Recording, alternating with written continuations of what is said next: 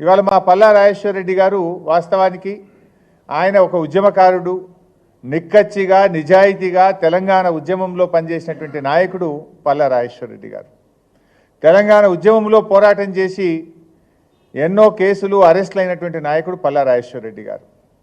ఆయన ఆనాడు ఉద్యమంలోనైనా, మొన్నటి ప్రభుత్వంలోనైనా, నేడు ప్రతిపక్షంలోనైనా ప్రజల పక్షాన ఒక నిబద్ధత కలిగిన, నిజాయితీ కలిగిన ప్రజాప్రతినిధిగా, ఒక కార్యకర్తగా, ఒక ఉద్యమ నాయకుడిగా పనిచేసినటువంటి నాయకుడు పల్లా రాజేశ్వర రెడ్డి గారు.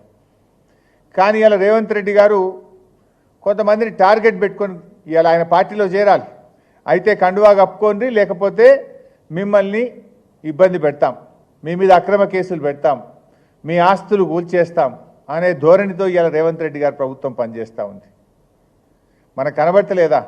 పటాన్చెరు ఎమ్మెల్యే మహిపాల్ రెడ్డి గారి మీద అక్రమ మైనింగ్ కేసులు పెట్టి నువ్వు 300 కోట్ల ఫైన్లు వేసి ఆయనను నానా ఇబ్బందులు పెట్టి ఇప్పుడు కండువా కప్పినం అయిపోయింది. కండువా కప్పంగానే మైనింగ్ కేసు అటకెక్కింది, కేసులు మూలకపడ్డాయా లేవా? అదే రకంగా నువ్వు పల్లా రాజేశ్వర రెడ్డి గారి మీద ఒత్తిడి చేస్తున్నావు, పల్లా రాజేశ్వర రెడ్డి గారిని ఇబ్బంది పెట్టాలని చూస్తున్నావు. కానీ ఆయన నిక్కచ్చిగా నిజాయితీ కలిగిన, నిబద్ధత కలిగిన నాయకుడు కనుక ఇవాళ ఆయన మీద ఎన్ని కేసులు?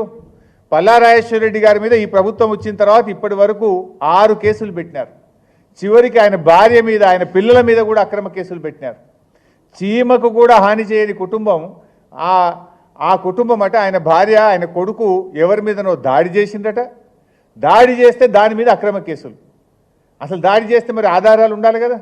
అంటే ఏదో ఒక రకంగా మానసికంగా ఇబ్బంది పెట్టాలి, పొలిటికల్గా ఇబ్బంది పెట్టాలి, ఆర్థికంగా ఇబ్బంది పెట్టాలి అని రకరకాల కుట్రలకు రేవంత్ రెడ్డి గారి ప్రభుత్వం ఇవాళ ప్రయత్నం చేస్తూ ఉంది. సబ్స్క్రైబ్ చేయండి. Please do subscribe to Please like, share and subscribe to top Telugu TV. Top Telugu TV. Top Telugu TV.